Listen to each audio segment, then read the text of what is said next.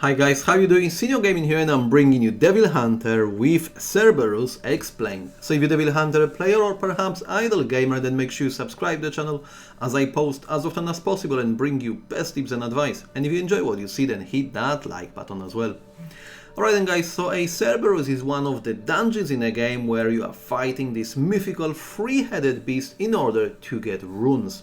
Runes itself is a very powerful system that will definitely take you places, but because the system itself is quite complex, I will definitely explain that in a separate video, and today I want to show you everything you need to know to take advantage of that very dungeon and squeeze best runes possible. So without further ado, I'm gonna head into a main menu on the top right hand side and tap onto dungeon. The fourth one obviously is a Cerberus, and bear in mind you're gonna have a different ranks of this very dungeon, which are basically a mirror image to your existing top rank.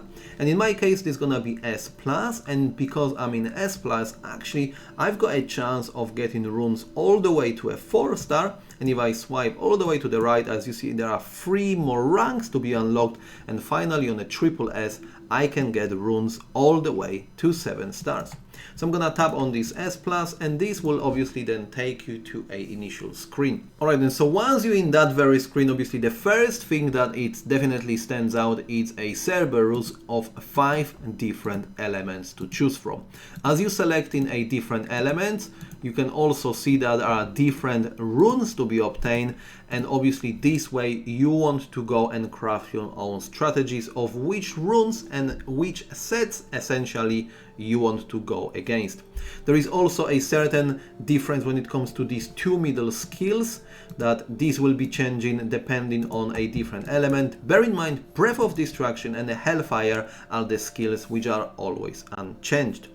Also, what you want to take advantage of is this message on the very top, that if you actually go against a very opposite element, you are losing out on a 20% extra damage. So basically this will be dictated with your demonization. So in here I want to do everything in my power and do not go for a water type demonization, as this way I will be losing out on my damage. So good solution here is to go actually with a basic demonization. This is a non-elemental one, and this way you are not getting yourself in a position where you might be losing out. I'm currently actually gearing a wood one, so I'll be very happy to go against the Cerberus fire, and we can put that into motion. The next 2 things I want to very quickly address before we jump into fight, it's these very 2 skills. So a Breath of Destruction will be a mini game on a screen where we're trying to push a boss attack itself, and once we successfully land that, we're gonna get additional buff related to a damage. If we actually would just leave it all unattended, then there will be just a knockback, and shortly after that very screen boss will start casting a Hellfire, because Hellfire is actually a one-shot skill. Once it lands, it will definitely kill you.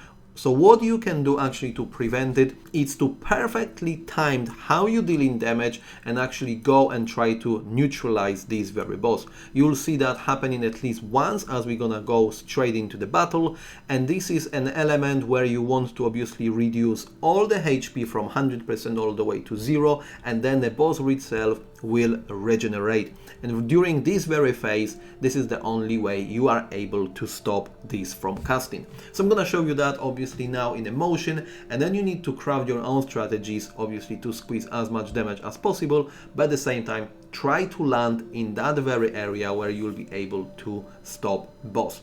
I think to start off that you're not gonna have much influence over it, so you go for a best damage, and then hopefully as you're gonna keep progressing with a damage output, you'll be able to put that in motion multiple times.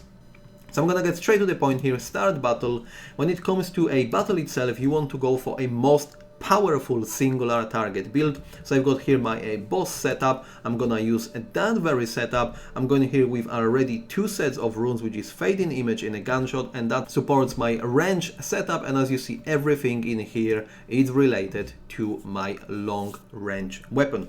Obviously all of your demonization, shot and counter attack, skills and magic card has to be on auto, and gravings are also related to a range class, and obviously I went here with a strongest magic cards. So without further ado, I'm gonna jump straight into fight here. And now we are facing that very boss. What I mentioned earlier, it's obviously a neutralization of the boss will happen the moment we're gonna knock all the HP. Bear in mind, you cannot really kill that boss. The moment we're gonna knock it all the way to 0, the boss will start regenerating itself and the HP will go back to 100%. Obviously try to have everything on a full auto, this way you're preventing any delays and you will deal as much damage as possible. And shortly after that we are getting into a first reset. So as mentioned, you actually want to get the boss in this very status the moment he is casting Hellfire.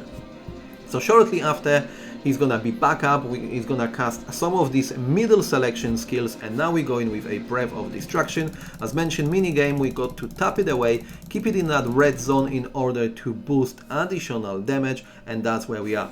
Now the Hellfire will be cast in the next few seconds, and if we are unable to knock his HP down, actually we are getting one-shotted. So as you see, I'm currently only 12% away to actually have a chance of neutralizing that very skill and therefore dealing much more damage. But as it stands, that's how far I'm currently able to go. Alright then guys, and we are back now at the screen selection. Obviously from here we can go and select different element, or perhaps we can sweep what we have just achieved. Just to give you a quick indication of which element you might want to go with, it's to go with this primary rune. So if we go with a fire, this will give you a rune of blade, and this gonna boost your melee build if you go in with this very one. Obviously if we go with a rune of gunshot, this will benefit a long range setup. If you are going with a rune of technique, this will boost your skill power. If you go in with a rune of philosopher, this will boost your magic power.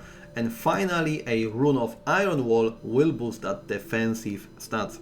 So as it stands guys, it's everything around obviously best setup and how to take advantage and get a best quality runes possible. Shortly I will be releasing a video where we're gonna talk about individual runes as well as best setups in the game. So thank you very much guys for watching, and as always, I'll see you next time.